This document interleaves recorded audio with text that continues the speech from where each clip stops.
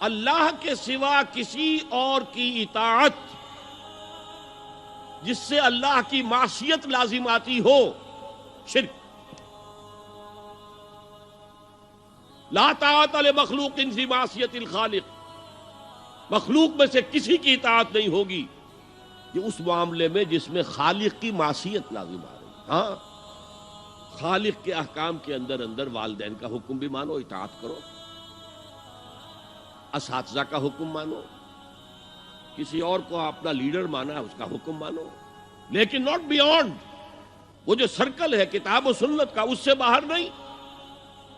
لا طاعت لمخلوق فی معصیت الخالق، یہ آپ الجبرے کے فارمولے کے طور پر اپنے سامنے رکھیے۔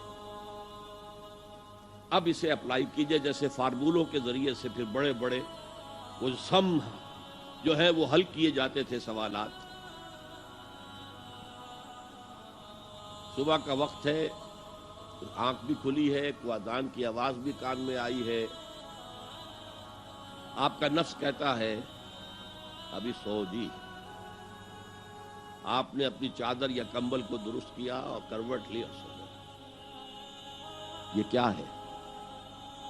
آپ نے کس کا حکم پیچھے پھینکا اور کس کا حکم مانا؟ اللہ کے حکم کو پیچھے پھینک دیا، نفس کے حکم کو آگے رکھ۔ یہ شرک، اس شرک کو جاننے والے بہت کم ہیں۔ مولانا روم نے خوب کہا تھا، نفس ما ہم کم ترس فرعون نیست لیکن اورعون ایراعون نیست۔ میرا نفس بھی فرعون سے کم نہیں ہے۔ فرعون نے کہا تھا نا الیس لی ملک مصر وہذہ الانہار تجری من تحتی، کیا اس ملک مصر کی حکومت میری نہیں ہے؟ اور سارا جو یہ آپ پاشی کا نظام ہے، انہار کا نظام ہے، وہ میرے کنٹرول میں نہیں ہے؟ جس کا چاہوں موگا کھلا رکھوں، جس کا چاہوں بند کر دوں۔ یہ تھا خدائی کا دعویٰ، انا ربکم الاعلی۔ تو مولانا روم کہتے ہیں میرا نفس بھی اس سے کمتر نہیں ہے۔ وہ کہتا یہ جسم میرا ہے، اس پر میرا حکم چلے گا، میں نہیں جانتا کون اللہ کون رسول، کیا حرام کیا حلال۔ تو فرعون سے کم تو نہیں ہے میرا نفس، لیکن اورعون اس کی بہت مدد تھی، فوج تھی، لاؤ لشکر تھا، تو اس نے زبان سے بھی کہہ دیا کھل کر انا ربکم الاعلی۔ میں مسکین ہوں، غریب ہوں، میرے پاس کوئی طاقت نہیں ہے، میں زبان سے تو کچھ نہیں کہہ سکتا، اندر سے میرا نفس یہی کہتا۔ یہ نفس کی حکومت قرآن کہتا ہے، میں حیران ہوتا ہوں، دو جگہ یہ مضمون آیا ہے، ارأیت من اتخذ الہہ ہواہ افانت تکون علیہ وکیلا۔ اے نبی تم نے دیکھا اس شخص کو، اس کے حال پر غور کیا جس نے اپنی خواہش نفس کو اپنا الہ بنا لیا ہے۔ اللہ اکبر،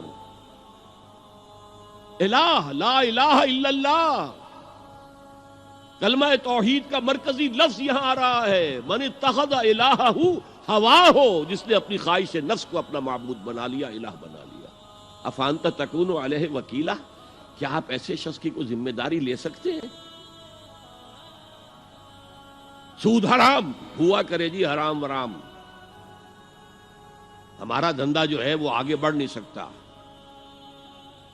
تو اللہ کے حکم کو پیچھے ڈالا، نفس کے تقاضے کو آگے رکھا۔ کون معبود ہے آپ کا؟ نام عبداللہ رکھیے، نام عبد الرحمن رکھیے، ہے عبد النفس، نفس کے بندے، نفس کے غلام۔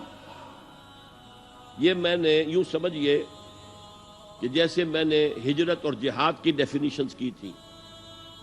ہجرت کا بیس کیا ہے؟ پوچھا گیا ایو الہجرت افضل یا رسول اللہ، اے اللہ کے رسول بتائیے سب سے اعلیٰ ہجرت کون سی ہے، افضل؟ فرمایا ان تہجر ما کرہ ربک، ہر اس چیز کو چھوڑ دو جو تمہارے رب کو پسند نہیں۔ آج رات ہی سے آپ ہجرت شروع کر سکتے ہیں۔ جائزہ لیجئے کیا کیا چیزیں میری زندگی میں خلاف شریعت ہے، جو اللہ کو ناپسند ہے، فیصلہ کیجئے کہ آج کے بعد نہیں ہوگی۔ ہجرت شروع ہو گئی، افضل الہجرہ، سب سے افضل ہجرت شروع ہو گئی۔ لیکن ٹاپ پر لے جائیے تو یہ ہجرت جب اللہ کے دین کو قائم کرنے کی جدوجہد اس مرحلے پر آ جائے کہ اب باطل کے ساتھ ٹکراؤ ہے، اور اب چاہیے کہ ساری قوت ایک مرکز پر جمع ہو جائے. ہجرت فرض کر دی گئی. وہ ہجرت گھر بار چھوڑ کر، اہل و عیال کو چھوڑ کر، اور مکے کے بھیڑیوں کے رحم و کرم پر چھوڑ کر اپنے گھر والوں کو جو لوگ ہجرت کر کے آئے. حکم تھا. ہجرت مدینہ فرض تھی، ہجرت حبشہ فرض نہیں تھی. صرف اجازت تھی کہ جن سے سختیاں نہیں جھیلی جا رہی مزید وہ چلے جائیں. تو ہجرت کا یہ ابتدائی نقطہ، انتہا یہ.